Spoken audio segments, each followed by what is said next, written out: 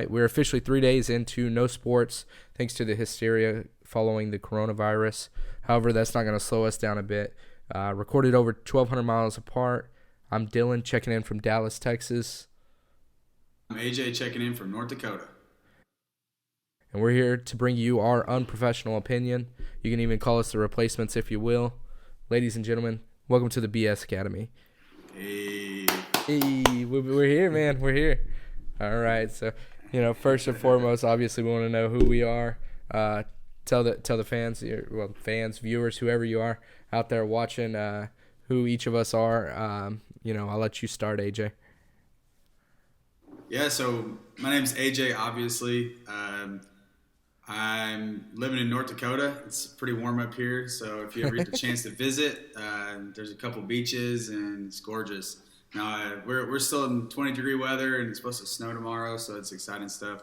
But this is something that I've been wanting to do for several years. I've always talked about getting into some kind of sports. I worked for the athletics department at A&M Commerce, and it's just something I've always wanted to talk about, and something that I live and breathe sports, and it's an interesting time to start this, and I think it's a perfect timing, honestly, and we'll see, how this proceeds going forward. So. Man, you couldn't have said it better, man. It's definitely a perfect time to start it.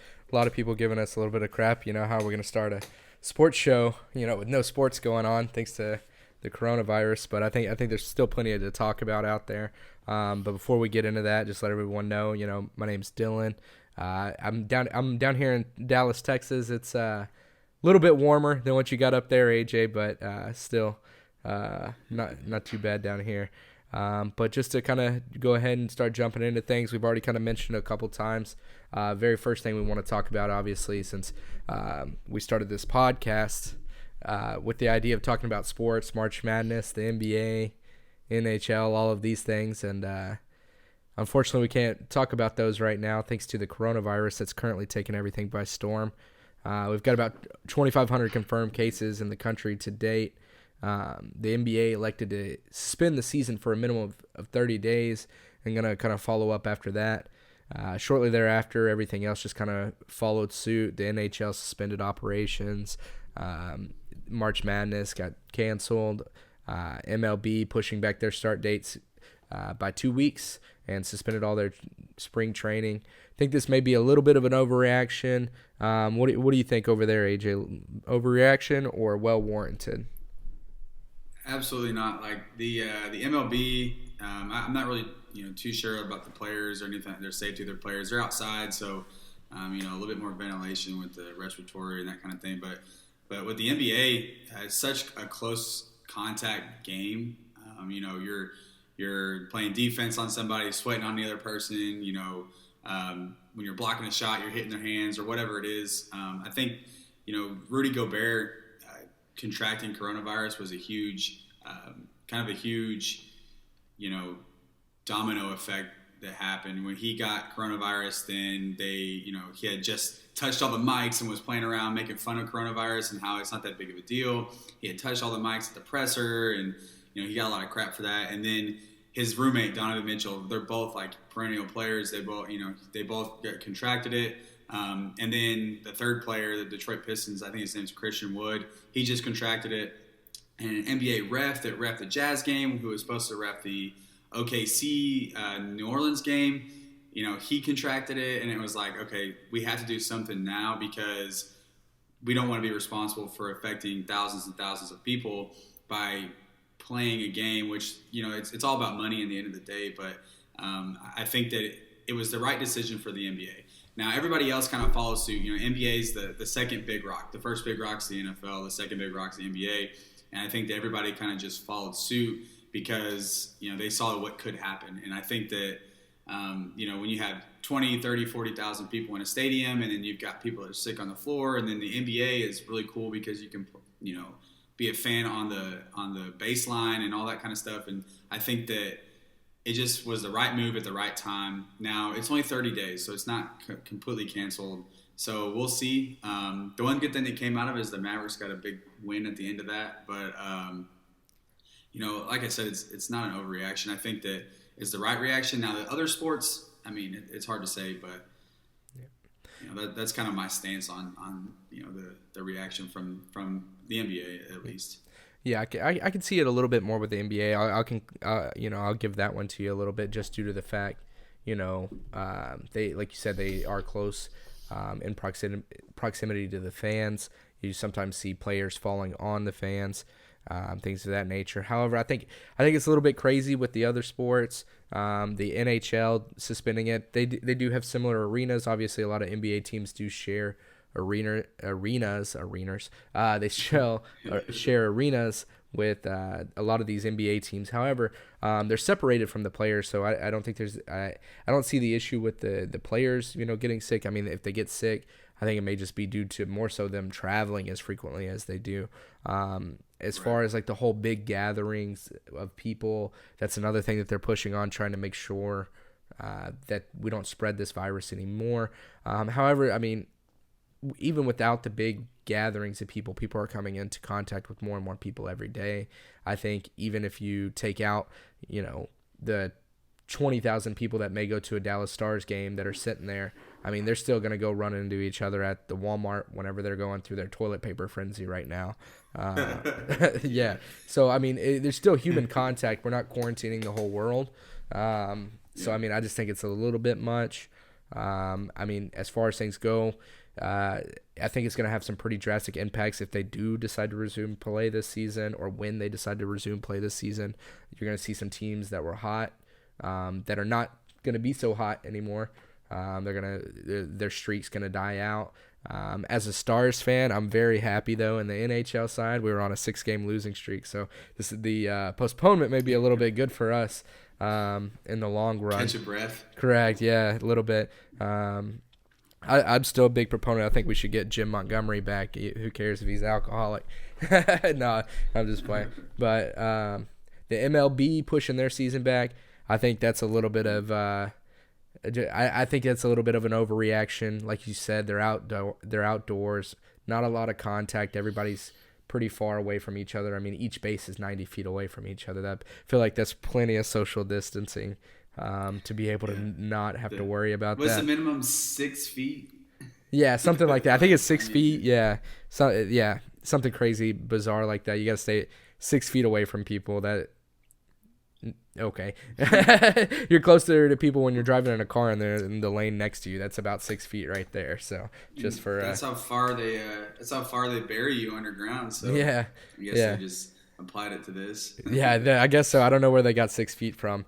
The only thing good about the MLB, I think this is just a little bit of God just kind of stepping in and intervening. Said, if you're not going to suspend any of the Astros, that's fine. The hell with y'all. I'll suspend the whole league. The Astros. That is my least favorite team on the planet. Yeah. Before the cheating scandal. Yeah. We don't like the Astros, as you can tell. Rangers right here. Go Rangers. But no, we'll get to the Astros a little bit later in the episode. But as far as this goes, what are you expecting as far as this coronavirus? Are you thinking that they're going to be able to resume play again in about 30 days? Or are you thinking they're going to probably have to suspend it even longer? If they do start playing in 30 days, what are you thinking is going to be the outcome to this? Are we going to see just them finish out the regular schedule? Are they going to alter it anyway? Because then you run the risk of running into next season or shortened off season when players are trying to recover. Yeah. So I think there's multiple avenues they can take, and it all depends on the reaction from the United States government, and then how people actually follow the quarantines, and if the virus actually spreads. Because like we've seen in China, it's kind of leveled off a little bit. Obviously, China has billions of people, and billions of people, way too many. Is what it is. But so I think it really depends on how this virus spreads. If the virus keeps spreading exponentially like it has in Washington State or New York, I could see them canceling the whole season and being done with it. And that would be so unfortunate, specifically to the NBA. I think the MLB is so far out. That season is so long, and it's in the summertime with it being warmer weather. I think that the virus should – I'm hoping – I'm not a medical expert by any means, but I'm hoping that virus will kind of level off and be a part of regular society, kind of like the flu, the H1N1 was. And I think that they'll resume play. The NBA is in this weird time schedule where they don't want to run into the NFL because they'll lose ratings. People will watch a Jacksonville-Miami game over an NBA playoff game, I guarantee it. So Like, they don't want to run at the NFL season. They've already said that before. They've even talked about moving the NBA season up regardless. Moving it to December instead of having it start in October. So I think the NBA will be smart, and this would be my recommendation. And if you look on Twitter, Spencer Dinwiddie, he plays for the Brooklyn Nets.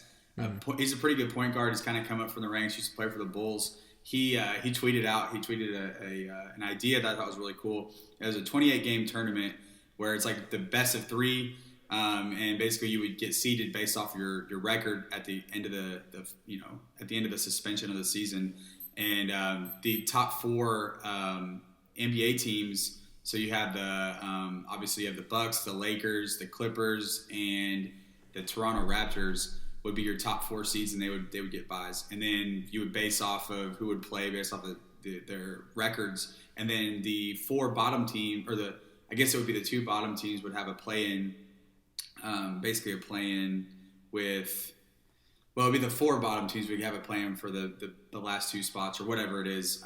But if you make it like a 28-game tournament and then best of three, you have a few games, kind of like a preseason to get them kind of tuned up to play in the tournament, I think that fans would go nuts over it. And I think that would be better than playing out 18 games, than playing the playoffs where they, like you said, I mean, what momentum has been lost? Like, especially basketball. Like, if you don't play every day, man, your jumper's gone. Like, and then you play in a game setting, which is like, higher intensity, anxiety. Like, man, I don't know. I just think that you've got to either do all or none, and I think the 28-game tournament does it. And then I think that even the NHL could look at something like that, like almost like a Frozen Four tournament. I mean, it would make a lot of sense. Baseball is still there; like they could still do it. And then NFL, you can play any time of the year. Like it doesn't have to be cold. It doesn't have to be warm. It doesn't have to be cold. Like you can do NFL. People will watch regardless. The only thing that sucks for the TV networks is, they bank on that money at the end of the year. You know what I mean? They're like, okay. Mm-hmm. We're going to get 35 million viewers. Our advertisers are going to pay us, and that's how we're going to make our money this year because nobody watches cable besides sports. So, that all that plays into factor. But I think the NBA they'll come back, and I think that maybe at the beginning we won't have fans in the stadiums, but I think once everybody kind of recovers and nobody's sick anymore, I think that they may play. They may have some precautions, like maybe the refs wear gloves or something. I know it's going to be extremely hot because they run. But maybe they take some precautions and that kind of thing. Just put them in hazmat suits. They televise it. Do what? Put them in hazmat suits. Yeah, right. Or the little yellow guys from Monsters Inc. And then what you could do is you can mic them up and add the entertainment value so that when people watch it, there'll be possibly more viewers. I don't know. There's like I said, there's like 4 or 5 ways this can go. The coronavirus ends up like being the Spanish flu where it affects 300 million people, and we're in this like crisis epidemic, like where the only people that are working are essential personnel. Nobody is able to, the economy's crashed, all that kind of thing. And then there's that path where they just cancel it. Then there's the path which we all hope that the quarantine works, the virus stops spreading, we get a vaccine, and we move the hell on with our lives. You know what I mean? And we go back to business as normal. And the human race prevails like usual. I don't know, man. What are your thoughts on that? I hope that it is one of those that it's here for a short period of time, that quarantine works in preventing the spread. Obviously, we don't want any full-blown outbreaks to where, over half the country is dealing with this. Although I do know that, this is...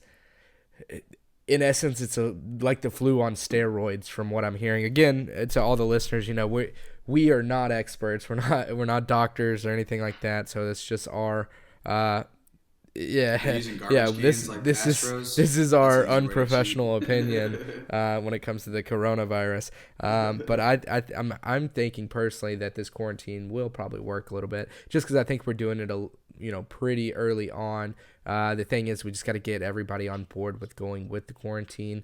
The quarantine doesn't really help if everybody's just doing their own thing, going in this one direction. I do like the idea of the tournament, though. If we were to resume play this season, the suspension of 30 days, even if it goes 60 days, they say they put another month on it.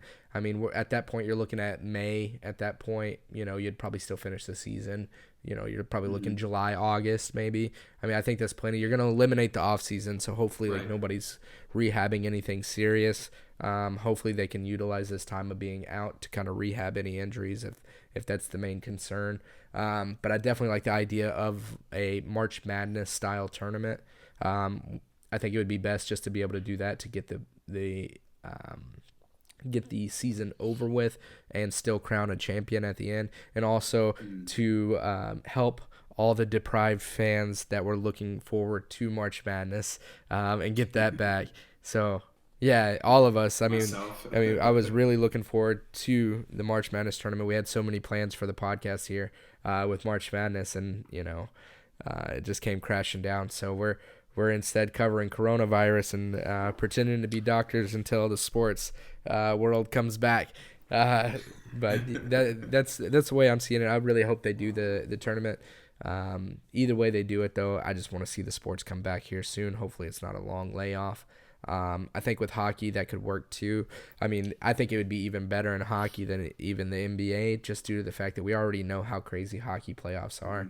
So if you throw hockey playoffs for an extra month, or basically an extra month of hockey playoffs, I don't know too many hockey fans that'll complain about that. Hey, I'll throw a wrench in this whole thing. I know it's something that it kind of gets talked about a little bit, but college athletes know about it. Is the eligibility factor for these seniors. So like, the NBA drafts a lot of their players out of the NCAA, and a lot of them will be seniors. Sure. Do you give them? I mean, I know that they're talking about giving them back their year of eligibility, but I mean, how do you recoup from a lost season? You know what I mean? Like most of those guys their money is made in the March Madness tournament, and what if they, they're out of college, they've already finished their grad school. Like, how do they get an extra year of eligibility if they're done with school? Or do they go back and get their doctorate, a double major? Or do they go back and get another bachelor's? Like, it's screwing up the whole. And then like on top of it, people are like UNT specifically is not giving refunds to students for their dorms, and even though they're doing online classes. Like, what? Like, come on, man! Like, you can't do that. But yeah. That's definitely I definitely think that's a little bit shitty to do. You charge them for a full semester. You at least prorate it. Even your apartment when you move into it. If you move in halfway through the month, you only pay half the month's rent. You don't pay the full month. So why would you have to do that with the full semester? That doesn't make any sense. The eligibility question, man, that's a tough one. Yeah. Oh, dude, 100%. There's got to be some lawsuits that'll come out for that. I mean, yeah. If enough word gets out about schools not refunding them the dorms, if that is truly what's going on, then at that point, once word gets out, those schools are gonna have so many lawsuits. Terrible press. The public, I was about to say, and even if not the lawsuits, I mean, you're still looking at like you said, terrible press, just bad news headlines left and right. Yeah, correct. So yeah, no, I definitely hope that they come to their wits about that. The eligibility, that's a tough one, man. Do you give them back their eligibility or not? I think they've had discussions, and I'd have to look and do the research specifically, but I know that they're talking about giving certain circumstances. But I mean, it's basically a lost season, especially not just for the NBA or the NCAA or the basketball guys, but for the softball players who just started their season, the baseball players who just started their season, the cross country, track guys, cross country, but track and tennis and swimming and all the things we don't think about. Right. Like those dudes have lost part of their season or most of their season, and they may never play professional sports again, because I mean, we all know there's like a 6-team softball professional league, but I mean, come on. And then the MLB. Yeah, I can tell you one thing. I don't know a single team name for that softball league. The McKinney team. They play at Austin Ranch or whatever. Not to shit on them, but I don't know who they are. Not to shit on them or anything. I'm sure they're all great, and I'm sure they're very good at softball. But I don't watch it. It's kind of We'll stay off that topic before we get outrage on our first episode. But no, I mean the eligibility. I think it's going to be one of those you take it as a sport by sport Mhm. basis. Um, the basketball one, I see it a little bit tougher to give the eligibility Because they back played the just due whole to the fact season. that, um, so yeah, some of them already had conference tournaments that are completed, already won their Right. conference. Then you have on the flip side though, you have seniors that are maybe robbed out of their chance to play in March Madness. Even if it's not a senior, just anybody in general that you rob them of a year that they have, to play in that. And then the question then comes in: do you give the eligibility at that point? You got to give eligibility back to every player in the NCAA system, not just the ones that didn't make the tournament. Because there's teams out there that were nowhere near close to making the tournament, and you'd have to give them their eligibility back as Right. well. So at that point, I just feel like yeah, yeah, I'm not sure, man. Like that one's a tough one for sure. But All right. I think with the softball, baseball, I think you can run a little bit longer on that one this Yeah. season. Even if it runs into the summertime a little bit, the kids can do like a summer class. I don't know if it's a requirement that they stay enrolled in classes to play, but Got to at get least that through the 2.0, season. man. Um, yeah, exactly. And then at worst it runs into the summertime, and they got to stay on campus a little bit Yeah. longer for the summer. Absolutely. I'm sure somebody can, if anybody's out of classes, I'm sure they can pick up a PE class or something like Volleyball. that just to kind of keep. Yeah, exactly. I believe we took natural disasters in college Hey, at one man. point, and that I one was learned a pretty lot about simple. earthquakes. Uh, Not really. yeah, Quizlet got me through that one, Quizlet. man. So, um, but yeah, no. Anyways, we can always circle back to the Yeah. these types of topics as well, man.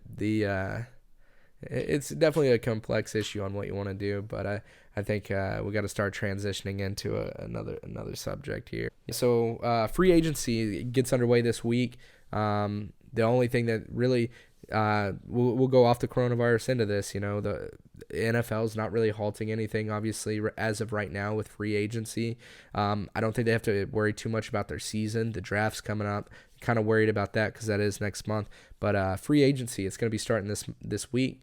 Who are your top 10, or not even your top 10? Who's your top three big signings that you're seeing that you're not really sure they could go, anywhere at this point in time? In the free agency market, who are you seeing as those big splashes? There's a couple big free agents out there, but a lot of people know where they're going. But there's a couple of them, such as your Tom Brady. Who would you put in that top three of biggest? So for me, we're gonna eliminate like the Dak Prescott's, the Brian Scherfs, like we already know, and Drew Brees. Like obviously, if those dudes were Mhm. legitimately not going to stay at their current teams, it'd be more of a discussion. But Correct. for me, obviously, Yeah. the number one question for the entire NFL and probably all of sports is Tom Brady. Um, obviously, like man, Hmm. he's I don't know how you don't call him the greatest of all time just because of his pure like Super Bowl record. Obviously, like skill set wise, there's probably better quarterbacks that have played, but when it comes to just managing the game and being just a winner, Tom Brady's number one.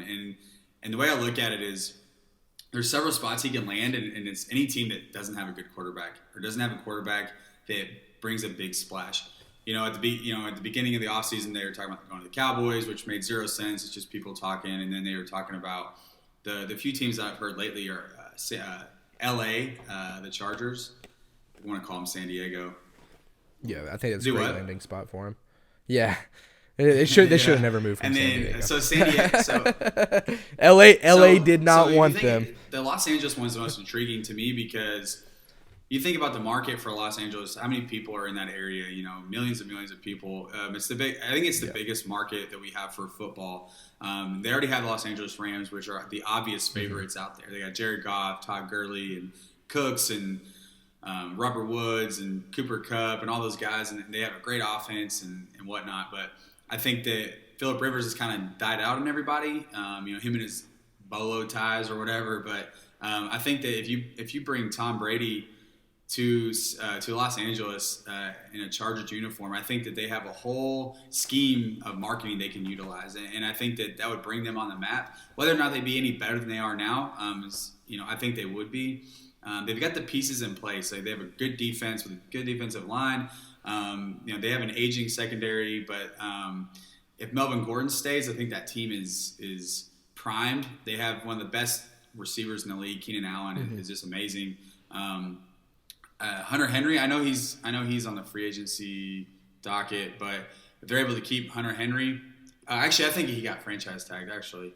So they got Hunter Henry out there. If he stays healthy, that team is good. It's just Phillip Rivers is kind of he's a pick machine, man. He throws interceptions, kind of like I don't know why you would keep him. So Tom Brady's number one. Number two would be for me. A lot of people probably might disagree, but for me, it's Jadeveon Clowney, just because of how much money he wants, and then him being an edge rusher. And if you look at all the teams that need edge rushers, it's like every team, literally. Like besides maybe freaking the Bears. I mean, the Bears need an edge rusher. They've got Khalil Mack, but they need another one. Like the edge rusher creates a good secondary and creates turnovers. And I think Jadeveon Clowney is an interesting one. He's still young. Obviously, he hasn't been that great with the Seattle Seahawks, but he had a cheap contract and he's ready to make some big bucks, and I think he will. I think that's just the most interesting case where I don't really know where he's going to land. And then the third one is for me is Shaquille Barrett's another edge rusher, plays for the Buccaneers. I think that he's young. He's not as much of a personality as Jadeveon Clowney. He's not really demanding all that much money. He signed a really cheap contract with the Buccaneers last year, like $5 million, I think, is what he asked, which is super cheap. It's kind of a rented contract, and I think he's ready and primed to make some good money. Obviously, the edge rushers, like I said, they're such a dynamic position, and you can never find, you find once in a generation talents every 3 to 4 years. Like, we had you had Jadeveon Clowney, then you had Myles Garrett, then you had Chase Young, who's coming out of the draft. But who else? Like DeMarcus Ware 15 years ago, you know what I mean? There's just nobody out there for the defensive line, and I think that those are always huge targets. And then you got your Derrick Henrys, which I think he's going to stay in Tennessee if they pay him. You've got your, sure. And they need to pay that man. Yeah, that dude's a freight train. Phillip Rivers, where's he going to end up? Everybody's thinking Indianapolis. I think that's a good spot for him because they need a quarterback. I think that if he doesn't throw 18 picks or whatever he threw, I think he'll be fine. And then another edge rusher is that Eric Armstead from the 49ers. He played well. I know somebody that you're really keen on is Austin Hooper because you want him to go to Green Bay, right? You can talk more about that. Yes, need him in Green Bay for sure. I definitely agree with Austin Hooper, man. I think he's kind of underrated on the free agency splash just because I don't think for a lot of teams he's not going to make a huge, he'll make a huge difference, but he won't make the difference of, like you said, like an edge rusher. But I think in Green Bay, I think he'll provide all the difference that we need up in Green Bay. Right now, if you really think about it, the Green Bay defense, we played about average last year, statistically speaking, but our defense kept us in a lot of games throughout the year. Man. Whenever they, there were times that they didn't show up. Correct. Yeah. Both the Smith bros. They kept us in a lot of games. Very great pass rushing unit. Our secondary, very good as well. The only thing that we really lacked on last year, I feel like our offensive production was not always where it could be. Our defense sometimes in some of our wins from last year did make it easy on the Green Bay Packers to get those wins. I think with what we have in Green Bay right now, you've got a good defense that could play better than they did last year. I don't think they really need much improvement, maybe to the linebacker position. Middle linebacker position may be a little bit of improvement, which they may be looking to go towards in the draft on that, but that's a conversation for a later day. But if you really think about it, we have Devontae Adams, stud receiver right there. As long as he stays healthy, I think he nursed that turf toe a little too much this year. He was out for quite a while with turf toe. Then you have Aaron Jones and Jamal Williams. It's a 1-2 punch coming out of the backfield. Our offensive line's not terrible. We are probably going to lose Brian Bulaga this year, but his backup Elton Jenkins performed what position does he tremendously play? last year, and I think he's going to move up into that starting line. He, I believe, is the right. I want to say right tackle, left tackle. I want to say. I could be wrong on that. Don't quote me on that one. I do know that he is our top linebacker. So I want to say, I actually think he's on the left side of the line. I believe he protects Aaron Rodgers' blind side. It's a huge job, yeah, man. Correct. You know, it is, but when he was out a lot last year, and when Jenkins stepped in, he stepped in very well and performed very well for a young offensive lineman. Performed very well. So I think we'll free up the cap space that is going to be spent on Bulaga. He's going to get paid some pretty good dollars. We can save some money in that department, throw it towards Austin Hooper. We've got a great fill-in my opinion. And then at that point, we've now got a receiver for Aaron Rodgers. We've got the 1-2 punch coming out of the backfield. Then you have Austin Hooper, and as we know, Green Bay, they love the tight ends. You know, there's been so many tight ends. I mean, nobody knows it. Nobody knows it better than all of you Cowboys fans how much we love our tight ends. So we, yeah, we'll stay out of the past on that one. But when we have a great tight end, we do very well. Last year we had Jimmy Graham. Unfortunately, we did not have Jimmy Graham of Seattle. Oh man, he was trash for Seattle too. He hasn't played well since he had Drew Brees throwing to him. Yeah. Well, I guess, yeah, that's true. I'd probably say the best, obviously top of his game was in New Orleans, but he was still a little bit better in Seattle than he was in Green Bay. Catch. I was no, and he'll body up, a little 5'10" corner and still not make the catch. I don't understand it. He jumps too early because he's a giant. But I think Austin Hooper would be huge. Correct. Yeah, I think Austin Hooper is going to be a huge splash if we can get him. One of my biggest questions for the whole offseason is the Ravens, and the reason is Baltimore. And the reason I bring up Baltimore, if you look at them and their makeup, they are centered around the run in all capacity. They run to throw, right? So they're gonna run, play action, throw, whatever. And one of the biggest pieces that they're losing this offseason is Michael Yanda. I think his first name is Michael. I don't want to misquote his name, but it's Yanda. He's their future Hall of Famer, guard, center, tackle. He'll play whatever position, but he's the key to consistency, and I think he's one of the best guards in the league. And I think that you're going to see, if they can't replace him, which I don't know how you replace him at this point. If they can't replace him, I think that team's going to drop off, and I think that they need to. They need to change their style and change how they play a little bit and stay ahead of the curve. I think I was hearing somebody talk about how they were always ahead of the curve this year. They were always just a little bit ahead of the other teams, but they weren't catching up. And what I'm worried about is them to fall victim to the Redskins of 2013, where they had Robert Griffin III, and they were really good and made the playoffs, and then RG3 got hurt, and then they were behind the curve, and then now they've fallen back down. Now, I think Harbaugh is a much better coach, but, I mean, what do you think about the Ravens? And if they don't have that offensive line stacked like they did last year, do you think that they even make the playoffs?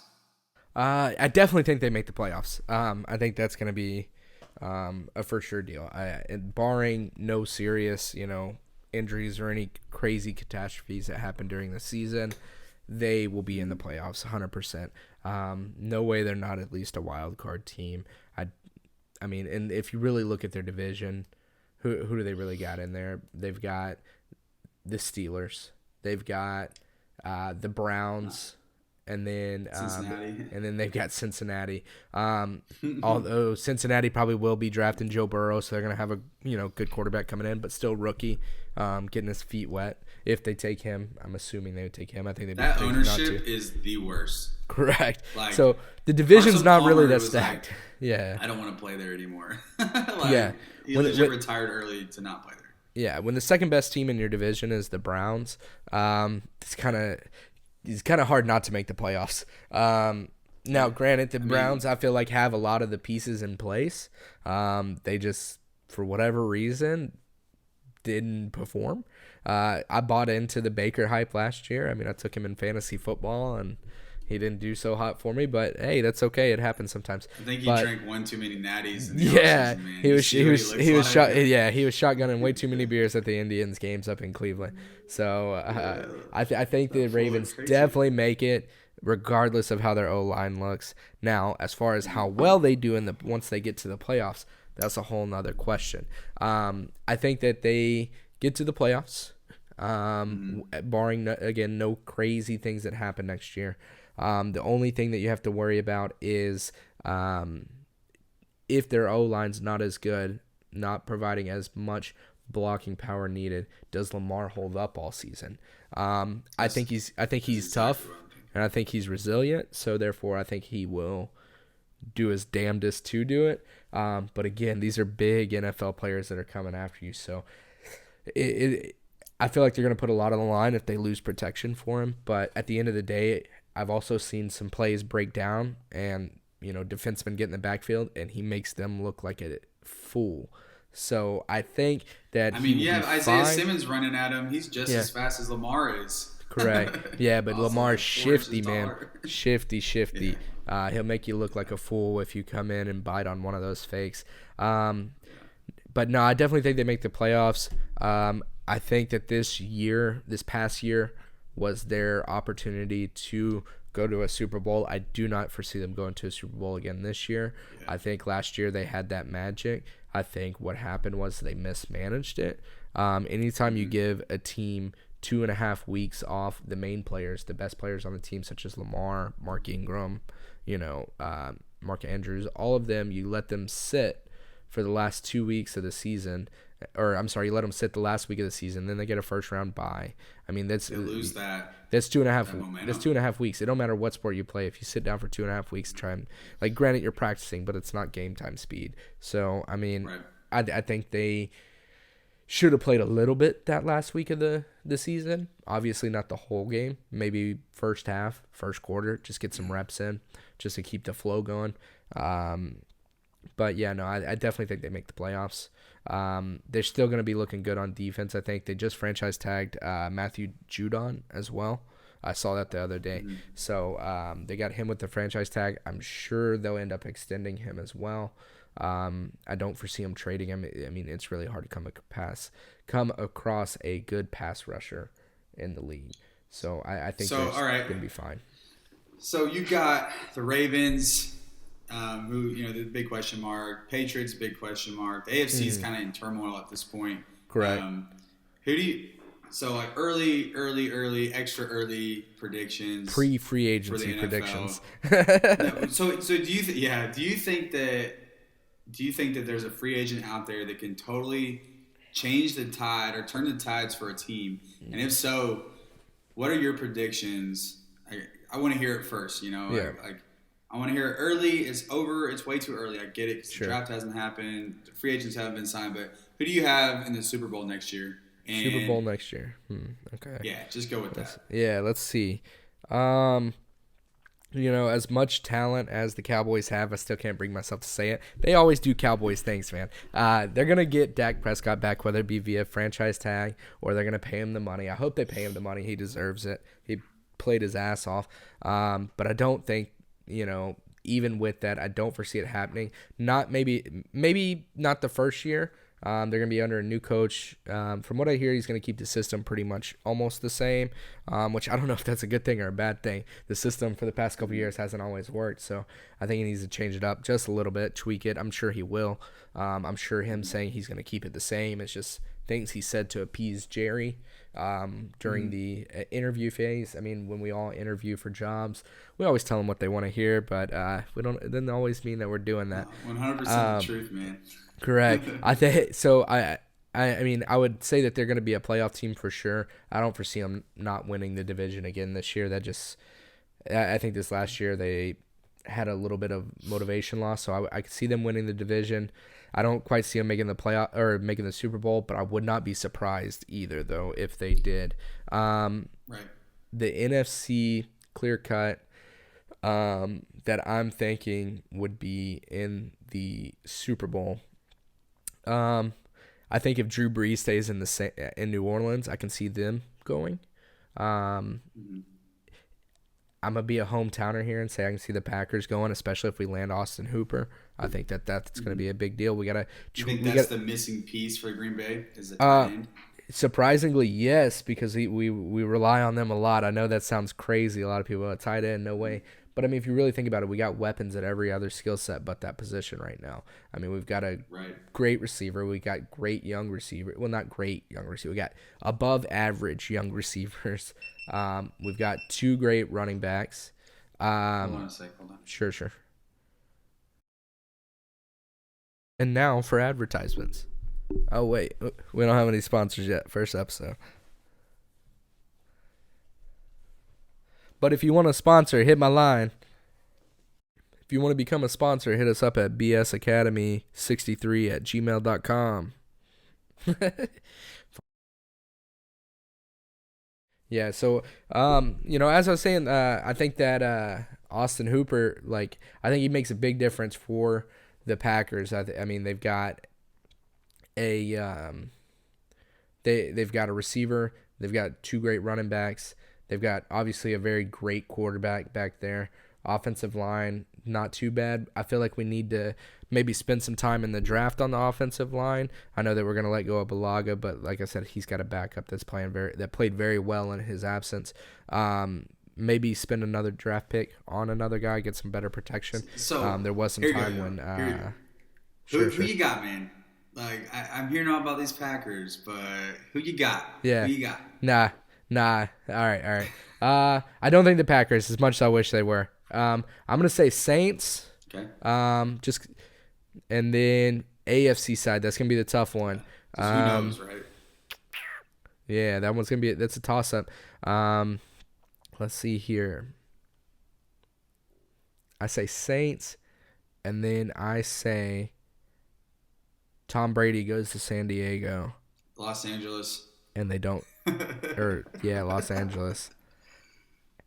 And I think he takes them Okay. and beats the Ravens So he pulls in the conference He championship. pulls a Joe Montana moving from San Francisco to Kansas City and takes him past the championship game and goes to the Super Bowl. So Yep. if it's Los Angeles versus New Orleans, who you have winning that game? Oh, Saints. Okay. They're taking So that you one. think- yeah, Drew Brees. The only reason why I say the only reason why I'm saying that Tom Brady is able to go to Los Angeles, goddamn. The only reason why I'm saying he's able to go do that is because I really don't know who else in the AFC is going to give any run for their money. Maybe the Texans. Maybe the Texans. interesting. No, but I don't even think them. So But they've got to do a lot of improving. I mean, man, for me, I'm looking at it. The NFC is. I'm looking at, I think that, like you said, the Packers could be in there, the Cowboys could be in there, the 49ers I think are always a threat, and then the Saints, like those four teams. And for me, I'm looking at. Well, I take it back. I forgot about the Chiefs. I say Chiefs. Yeah, and the Chiefs the on the are good. AFC side. I don't know why we forgot about No, them. I was thinking about it. Losing my mind. Some people don't Losing think my that. I mind. mean, who says the Chiefs are going to repeat? I mean, they could absolutely. So for me, this is the one year that I could see a repeat Super Bowl. Like I could see 49ers and Chiefs 100%. I think that the 49ers, they're running a West Coast offense. The Cowboys are actually looking at running the same style offense. So right now they're kind of running a hybrid of a spread with a pro formation, all this weird shit. Like that doesn't make any sense. I think that what they're talking about is moving to a West Coast style offense, kind of like the 49ers, where they're running those zone reads and they're running power option or power runs with zone blocking, I guess is what I'm trying to say, and then dumping it off to tight ends and that kind of thing. They're going to utilize Zeke a lot more. I think that offense will be more efficient. So their big thing is special teams. They hired Jim Fossil from the Rams. I think that's a huge upgrade at special teams coach. They just need players to not make mistakes on special teams. including the freaking kicker who needs to make field goals. So that's huge. I think the Cowboys can put themselves in a championship game. Like it may come down to like it has in the past, the Packers and Cowboys, and I think it'll be a good battle. And then I think that I think the 49ers are just too good. And depending on how they do in the draft, they'll probably go best available. They may need another piece at receiver. I think that's what they're kind of looking at. I know they're looking a little bit at quarterback. They've been talking about Tom Brady going to San Francisco. I don't see that happening. I think they're sold on Jimmy G. And then, replace some aging parts in their secondary and maybe the O-line. And I think that they're primed for a repeat. And then Nick Bosa's a beast, man, on the D-line. And they'll have to replace Eric Armstead, obviously. But, maybe they resign him. Who knows? But I think that, the 49ers and Cowboys in the championship game. I think the 49ers will win. They'll go to the Super Bowl. And then I think you'll have Kansas City. And depending on where Tom Brady goes, if Tom Brady ends up in Tennessee, I could see them going back to the championship game. Now that's for sure. I mean, they're good, man. And if Derrick Henry comes back and some of their parts come back and that defense stays together, I think that they could give a run for their money. Now, I think Kansas City is just too good. I think that Patrick Mahomes he's the best quarterback in the league by far. I think that he's mobile, but he doesn't run first. He has one of the best arms in the league and one of the best arms I've seen in a long time. He has those arm angles that he can do like Aaron Rodgers does, but he has better mobility. Sure. And Aaron Rodgers is I think is a better quarterback as in like making some decisions. But I think the overall package right now, Patrick Mahomes is the best in the league. And I think that I don't know how you beat that. Like he's that X factor that you can't stop. Like, okay, I'm going to shut down Tyreek Hill. I'm going to shut down Damian Williams. I'm going to shut down Travis Kelce. All right, but then you got Patrick Mahomes. How do you account for 6 pieces on an offense? You know what I mean? And that other receiver that they have is just as fast as Tyreek Hill. I can't think of his name. And then like Sammy Watkins. What is it? McCole Hardman. Yeah, Hardman. Is it Sammy Watkins? McCole Hardman. Hardman. Yeah. How do you account for that? Yeah. And then the Ravens. Like we talked about earlier. I mean, if they can replace that O-line and make it just as good, I mean, and they stay ahead of the curve, I think they could be there too. I think that the AFC's in a toss-up because New England was always the favorite, right? And if Tom Brady goes back to New England and they had a couple pieces on offense, they could be right back there. I mean, that defense was really good this year. I mean, for a long time, they were the best defense in the league. And they kind of fell off because the offense couldn't take care of them. But I think that if you give Brady somebody else besides Julian Edelman, I think that they're right there. And if Brady comes back, obviously. But we'll see. I mean, he's been trolling the crap out of everybody, and I'm kind of excited to see it. Yeah. Where he goes. I don't think Brady's going back to. I don't think he's going back. I don't either. But but who knows right now? Like, and that's what they said. Charlie Weiss said that nobody knows if they're saying they know. Nobody knows because because he doesn't even know. So if he goes to Tennessee, I think he's going to stay in the AFC. That I think is going to happen. Yeah. So I think he could end up in LA. He could end up in Tennessee. He end up back in New England, and then Oakland. Oakland's the other one. I don't know why he would go to Oakland. Like, I get it. It's fun, and it's Vegas, and it's a new thing, blah, blah, blah. But I just don't get why he would go to Oakland. I would go to San Francisco before it doesn't make sense to me. Yeah, it doesn't make sense to me. I think he's going to go 2 places. One, if he's done taking the team-friendly discounts, I think he's going to go with whoever pays him the most money. Right. He may be done with the team-friendly discounts. He's been giving them to New England forever. Is he going to go to Miami? He may have decided he wants to make a little bit of money. I don't think he's going to go to Miami. I don't think they're going to be. I mean, we got to be realistic here. I mean, they may bid it, but I don't think he's signing that one. I think he would go play in the XFL before he went and played with Miami. Yeah, I mean, I would. No, I'm just playing. I would not do that because it's less money. But, I mean, they're practically an XFL team anyways. Yeah, right. But, no, I think that he's going to go with – I think he's got 2 landing spots, and I think it really depends on what he's after. I think if he's after money, I think he's going to Los Angeles. Yeah.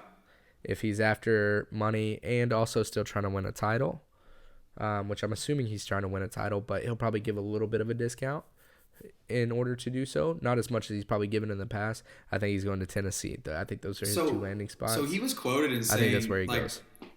In the past few months, he was quoted in talking about he doesn't really care much about money, Now, I don't think that he's going to get. Yeah, because his wife makes way more than he Yeah, does. I mean, she's worth like $400 million, and he's worth like 150. Yeah. But like, he's not worried about money as much. I think he's worried about championships. But hear me out on this one. I think LA is the most logical landing spot for him right now. Now I know he Okay. like was enrolling his kids in schools in Nashville or something like that. And but if you think about this, he just started a production company in Hollywood. I don't know Oh yeah, I've heard about with this. the guys from the Marvel, right? The dudes, the masterminds behind Marvel. I can't think of their names right now, like Morris or something. Yeah. And he started a production company, which is in LA. So wouldn't it make sense if he buys a home, or he already has a home in LA, lives in LA, plays in LA, brings the Chargers to relevance, shows, hey, I'm better than Philip Rivers. Obviously, we know that. And I take them to at least the AFC Championship, pull a Joe Montana, prove to everybody that I can win without Bill Belichick, and then go on down the road a year or two later and retire as the greatest of all time. I think that cements him. He's already there, but I think that would cement him as the greatest ever if he were to go win somewhere else without Belichick. Because everybody is like synonymous, like Tom Brady, Belichick, like one without the other, right? They can't win, but I think they both can win That is without each true. other. I think Brady can win without Belichick, and I think Belichick can win without Brady. I mean, Belichick, the one season that Brady was hurt the whole season, they went 10-6. And the only reason they missed the playoffs is because it was an anomaly, right? They were 10-6, missed the playoffs. That should never happen in the NFL. But they did. They missed the playoffs. Unless you're playing Matt. That was the year that was the year Matt Castle played. Matt Castle was the starter, and Tom Brady hurt his knee, and then they made the stupid, you can't hit below the knee rule and all that crap, And I think it's interesting, man. I think the NFL is primed for a really fun season, especially if all these pieces move. Now, a few things I want to see happen. I want to see Drew Brees back in New Orleans. I want to see Dak back in Dallas. I want to see Derrick Henry back in Tennessee. But the rest of it, man, throw it up in the air. I don't care. Like, let's see what happens, ahead and shuffle it, let's change it up. You know what I mean? Let's make it like a video game, and let's just throw money at these guys and see what happens. Yeah. Yeah, no, I definitely think you're going to get your wishes on the Dak Prescott. I think he's going to be back in Dallas. I think it's just a matter of what terms is he back in Dallas under. Do they reach an agreement and he signs and gets his money and gets paid? Show me the money. Exactly. Show it to me, Jerry. Show it to me, Jerry. Jerry Maguire. But does he get paid? Or does he get franchise tag? That's the real question. I think if he gets franchise tag, I think he holds out, which kind of leads us to another question. I know that this is not necessarily an episode where we're covering a lot of the draft, but if he does get franchise tagged and he decides to hold out, rumors circulating around now, don't know how true a lot of these are. Rumor has it, that the Cowboys could possibly look into taking Jalen Hurts if he falls enough in the draft to them. 100% into it. You're into it, okay? Yeah, I think it's a good contingency plan to have. 100% think it's a great contingency plan. Obviously, you want Dak if you can get him, but if for whatever reason y'all can't come to terms, he gets franchise tag, says, I'm going to go hang out in Cabo. My buddy Zeke told me they got this real nice resort that you can train at out there. I'm going to go out there. And, well, at that point, if, Jerry's got Jalen in his back pocket there, who I believe is also a Texas boy. I've been seeing Jalen Hurts on Instagram. He's been slinging the rock around, man. He looks good. Like he's mobile.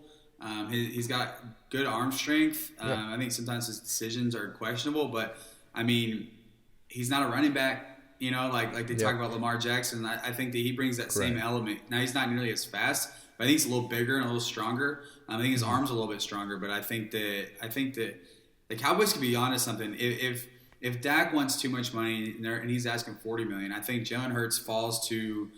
Was the Cowboys at 17? I think that he falls to 17 or whatever the Cowboys are. I had to look actually. I think Jalen Hurts is a logical decision.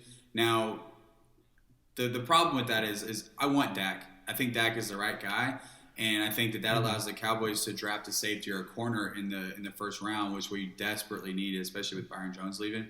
I think that. Sure. But like you said, a contingency operation would be Jalen Hurts, 100%. I think Jalen Hurts could do it. I think that he's better than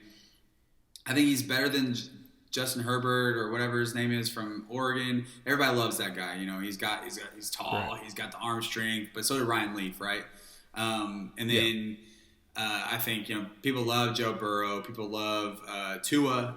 He's an RG3 2.0 to me. But I think Jalen Hurts. Let's face it, they're not falling to the Cowboys anyways. Like Joe Burrow, number one overall. Well, right. No, I'm just saying, like, in the Cowboys always had an opportunity to trade up. They're talking about making a splash, but I think that Jalen Hurts is a logical decision in him falling to the Cowboys. And if Dak really doesn't sign, or they franchise tag him and he doesn't want to play, he demands a trade, which you lost your mind, but. They offered him $105 million guaranteed over, $33 million a year. Mm-hmm. Take the money, man. Take the money, stupid. They'd be like Tiger Woods and his daddy. Yeah, Take the money, stupid. You got to. Like, I just, like Pat McAfee on his show. It's a boss move, though, man. It's a boss move. Yeah, it's a boss move. I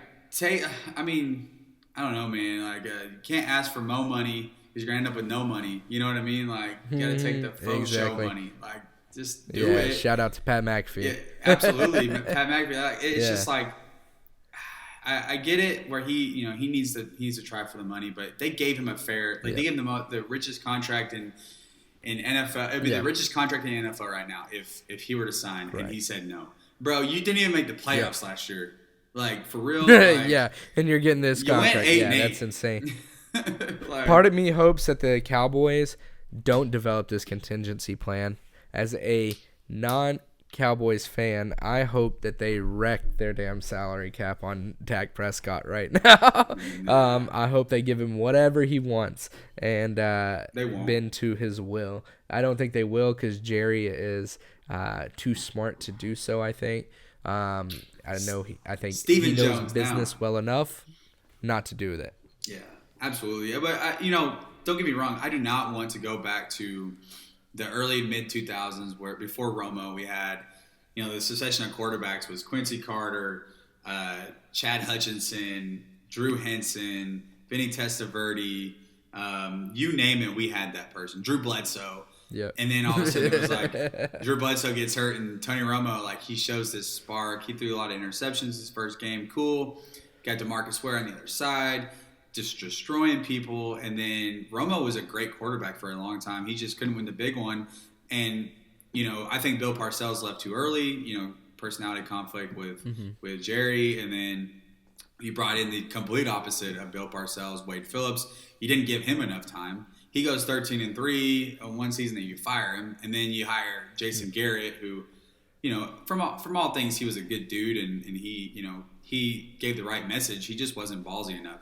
He didn't do the fourth down conversions. He didn't want to, run the ball on the goal line and questionable decisions at best. And I think that it was the right time for a right move. And I think McCarthy's the guy. I think that he's not afraid to say what he wants to say. And I think that's why he got out of Green Bay probably. I think Green Bay ultimately made the right decision with LaFleur. And, I think that, like I said, the NFL is going to be really interesting this year. You're going to see a little bit different offense out of the Cowboys. I think they're going to be running that West Coast offense. Short passes, get it out into space and make the defense miss. And I think that, it'll be a good season. I can see us making the playoffs, going to the championship. I don't see us winning the Super Bowl. I think, like you said, a couple years developing players and developing chemistry, I think, will be huge.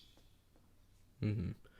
Yeah, I agree with you. I definitely think that good quarterbacks are hard to come by. And like you said, y'all had the QB carousel there in the early 2000s. Don't want to really go back there if you can avoid it. Absolutely not. People like to forget sometimes that NFL quarterback that's as good as a Dak Prescott is, and I hate to say it, he's a really good quarterback. I mean, he was one of the best quarterbacks in the league last year. Statistically speaking, not in the win column, obviously, but statistically speaking, Right. he was one of the best ones in the league. You can't always risk that with quarterbacks in the NFL. Yes, Jalen Hurts is a baller of a quarterback in college. As we know, that does not always translate to the professional game. Right. I mean, I think that his game will translate. I think he will do just fine in the league. But I think it just like any other rookie quarterback, it's going to take time. He's still got to develop. He's got a good arm. He doesn't have a great arm. I think he's got to develop that a little bit. Right. Although the only thing that I do like about him, I will say, is he's what you would call a winner. He is the only college quarterback in history to take two different colleges to the college football playoffs. Obviously, college football playoffs haven't been around that long, but to be at one school, take them there, transfer, take another school there. Well, I and mean, he's it's just and he grew up in a winning culture with Nick Saban being his first coach, and then Lincoln Riley being his second one. I think that you get to learn from the best, and obviously there's never been anyone better at the job than Nick Saban, and I think that if you soak those lessons in and learn from that, I think that you could become a better NFL quarterback because of it, and you have somebody to call. You're like, hey coach, like what do you think I should do in this situation, or mentally prepare and that kind of thing. And it's just like if you think about it, all the coaches that have played off of Belichick, they all go and become coaches in the NFL, like Matt Patricia, Mike Vrabel, Josh McDaniels, you name it. There's all these coaches that have some sort of influence with Belichick, and it's because they learned from him. They learned how good he was, and he was a winner in that culture, and how you do things the right way. And I think that that's how you win in the NFL, because it's 52 pieces coming together at one time, or 53 pieces. And good luck, right? I mean, exactly. You got all these personalities, and it's just correct. Yeah, the personalities can sometimes get you in trouble, i.e., Cleveland. Yeah, so, absolutely. Which that came out of left field. Everything I've ever heard about Myles Garrett was he's a good dude, and he was studious and astute, and he was very squared away dude, and he was an Aggie. He didn't have any issues out at Texas A&M that we know of. And, Yeah, no, I wasn't necessarily referencing Myles Garrett too much. I was just saying Cleveland as a whole. As an organization. As an organization. Cincinnati Myles too. Garrett. I think that incident with him at the end of the last year. Yes, he's in the wrong. You should not hit anybody with their own helmet. I find that, or your helmet for that matter. Yeah. However, though, to say he was unprovoked or anything like that would be crazy. There's no telling what was said at the bottom of them when they were scrumming around there at the bottom. But I was just saying, as a whole, though, that entire organization, they've got, talent, for days there. They've got, Nick Chubb, they've got Baker Mayfield, they've got Odell Beckham, Myles Garrett, and they're still struggling. So, and I think it's because it's all those personalities. Too many people about me, not enough people about the team. But we'll move on from the Browns. Yeah. What do you? So I'm interested in this video game landscape in sports. You know what I mean? Yeah. You want to talk about it? A little bit? Earlier this week, I saw that 2K Sports got a new licensing agreement with the NFL, which means that Madden's going to have a little bit of competition now. Obviously, we play Madden quite a bit, that connected franchise mode. That's kind of what led us to want to start this podcast, just by, kind of bullshitting on that. We said, hey, why don't we make this a more official deal?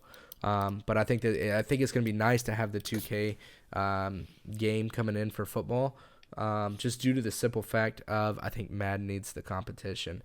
I think that I think both of them would feed off of each other to where you're going to eventually get to where there's going to be a clearly better game, just depending on, who can figure it out. I think 2K will actually have the better game, primarily because the old 2K games were the shit. If you remember them, what were you played 2K football back in the day, correct? Yeah. Oh, I played it. Yeah. So I mean, that game back then, I feel like they were ahead of their time. The first person game mode was, was really fun. Having your own, crib, that was nice too. I do think that what 2K is going to bring to the landscape for the video games is just like in 2K with basketball, you've got the career mode, this or where you have your own player that goes through this kind of like a movie-like feel of being a basketball player and his rise to the NBA. I think you're going to get something like that with the 2K Sports that is a lot better than what Madden currently is offering with So, that. Yeah. man, so I'm reading about it, and it's interesting to see how it'll develop over the years. But it sounds like they're not going to go back to the NFL 2K franchise. They're not going to go back into that. It says it's non-simulation. So Okay. So it's going to be like arcade style? yeah, I think, or like a 7-on-7 I don't know how I type. feel about that. But I think that has to do with the initial like licensing. I'm sure EA is fighting really hard to keep the simulation style game and that kind of thing because they own it. But I think that what 2K is going to do is they're going to start off with the simulation style and get people thinking about football and another type of game because the only game right now is Madden for football. When it's the biggest sport, it makes no sense. But I think once 2K starts showing, hey, this game's more fun than Madden, and they start gaining traction, I think that they'll start going back fully into it and they'll gain licensing. But I think that this is kind of their toe in the water, so to speak. Gotcha. Getting used to the market again and getting their name out there, a little bit of marketing, and then they'll explode from there. Yeah. But I think it's better than what NBA Live did to 2K NBA, right? So like NBA 2K became like the exclusive. NBA Live went under. 2K was like, it was legit. It was so much fun. By far the best basketball game. And NBA Live just was like, hey, 1 year we're going to jump back into it full fledged. Everybody's like, why? Like 2K is way better. Why would I want to leave 2K to go to NBA Live? And I played it. It's not that fun. Like it's not that great. I don't think I ever played NBA Live. It's confusing. Like, I never I left don't want 2K. to play it. But if you were to say, hey, we're bringing back NBA Street, but we're not going to bring back the full game. It's just going to be like this, like downloadable $5.99 game that's a lot of fun. I'll play it 100%. And then you develop the game from there, and you get me back into it. I think that'll work a little better. You know what I mean? And you don't spend as much money on developing the franchise mode, the career mode, the Madden or ESPN or whatever Ultimate Team or whatever it is. I think that you slowly build it. And then you're able to grab that market back, and then you can really develop that full game. Yeah, I see where you're saying there. I think that, to be honest with you, I think that would be obviously I don't know the exact details of the licensing agreement that they have with them, so it could be preventing it. But I think that's a bad move. I think if they're going to go back into the football game, I think they need to go all out with it. So due to well, hear me out. Yeah. So on the NBA game, you were saying how, they got NBA Live back, right? Yeah. But with NBA Live, nobody still to this day, not a lot of people are playing NBA Live. Majority of people are playing the 2K game still, and that's because they eased back into it. Nobody ever really went back to it. So I think the slow build is going to lead to them not really getting too much traction with it. I think they've got to come out and they've got to identify what are the main flaws, or not really. I wouldn't really say flaws, but what are the main pain points in the current Madden game? What are things that people don't like? The first one being the career mode. That QB1. I mean, it was cool, but it was not. It wasn't realistic. You pick a school, you're a 5-star recruit, and you stay there for all 4 years, and you never play. Like but then you come alive in the championship game. That is dumb. So, and then the year before that, your guys on a game show to get back into the league. Like it was just so far fetched that it didn't make any sense. But like the 2K basketball games, they've got the career modes, I feel like, down pat very well. You go through kind of like a little movie thing, just like you would with the Madden ones, but it's just a little bit more realistic. Makes more sense. correct. So it just like you said makes more sense. And with I think that in 2K, 2K's I think they can make that happen. Yeah.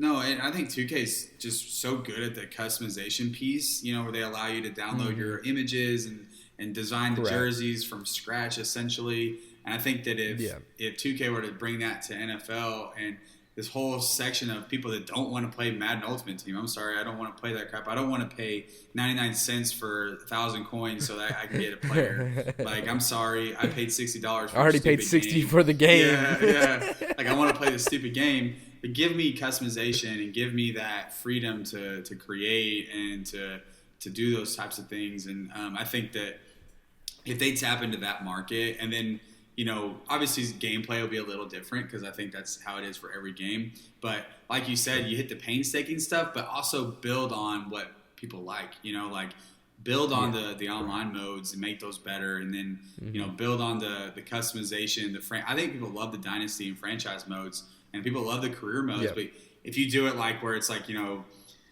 for me, what I would love is to have like an NFL Street type thing for the career mode. So you have your NFL, you have your career mode, you play the games, and then you can go play in the schoolyard and you can play like an NFL Street style. You know what I mean? Like where you're out in the backyard, 7-on-7, something like that. I think it'd be fun, but more to be said on that. We'll see like where 2K goes with that. And like I said, it's a non-simulation, fun, arcade style, whatever it is. We'll see in 2021, I think, is when they're going to release it. Okay. Well, yeah. Hopefully they come out with something good. And like I said, competition's always a good thing. So hopefully, if anything, it just improves the way Madden comes out. Yep. Even if they don't do a great job on 2K, maybe they force Madden to make some improvements, improve that game a little bit as well. However, if you've heard how colleges are making transition though to where players are going to be able to be compensated in some way. I believe that's to begin in 2021. Don't quote me on that. They're still working, I believe, on bylaws on that. Could that potentially lead to a video game coming out for college football? Those used to be some of the best, games back on the Xbox 360. Yeah. I can only hope so. Create your own player and take some no-name D1 school to the national championship. That was always the best. I mean, what is more fun than playing for utilizing a team on NCAA football that you go to school. Like say you go to Correct. UT or A&M, and you get to play with that school on a video game, and the players, and it's super cool. Like. And even when you get out of school, you get to keep up with the colleges and you get to have fun. And that was the game we always played in college. I remember like we'd go at the SIG house and we'd be balling up on NCAA football 14, like one of the best games I've ever played. Yeah. And we'd just be playing and waste a lot of time doing it, but it was a lot of fun. And I think it was one of the better made football games. They always like changed 100%. A lot of stuff every year. They made it like very innovative. I feel like that crew is better than the Madden crew. I think the Madden crew is kind of stuck in the mud and they do the same thing. It's the same game. But that NCAA crew is I feel like it was a new game every year, like legitimately. Yeah. And if they can, like you said, if they can iron out the bylaws and kind of make it even across the board for these players or for these student athletes getting paid, I think we could see usher in a new era of NCAA sport video games. The problem is licensing, how much everybody gets paid, what percentage the players get, what percentage the video game company gets. Is every school going to accept the terms, and then you have that who's going to be where, and do you get to put the players' names on there, and it's just going to be interesting to see how it goes forward. I know that they're making a video game right now that's going to be like a free-form game kind of, where it's like fully customizable. It's going to be college football essentially, but it's going to be like, random state college, and then you can customize it completely. You can upload your own jerseys and upload names and the rosters, and you can customize it yourself. And I'm sure that people will spend a lot of time on that, and they'll do it, and it'll be like a football game already. So, I mean, that's an opportunity down the line. We'll see. I hope it pans out, because we've been waiting for almost 6-7 years for a football game for the college. Right. Yeah, college football definitely needs to come back to the video game world. I I know personally, I don't think I played Madden too much until they stopped making the NCAA football games. I mean, they were all, like you said, just better built, better design, better feel to it. I mean, but yeah, definitely exciting times to come. Hopefully in the sports video game world, for sure. Thank y'all for tuning in this week. This is Dylan Lane signing off with the BS Academy. This is all we got for this week. Tune in next week. We'll have more free agency discussion to talk about, a little bit of MLB news to talk about, see where we're at with this coronavirus and the suspension. Tune back in every week. And as always, like, comment, share, subscribe.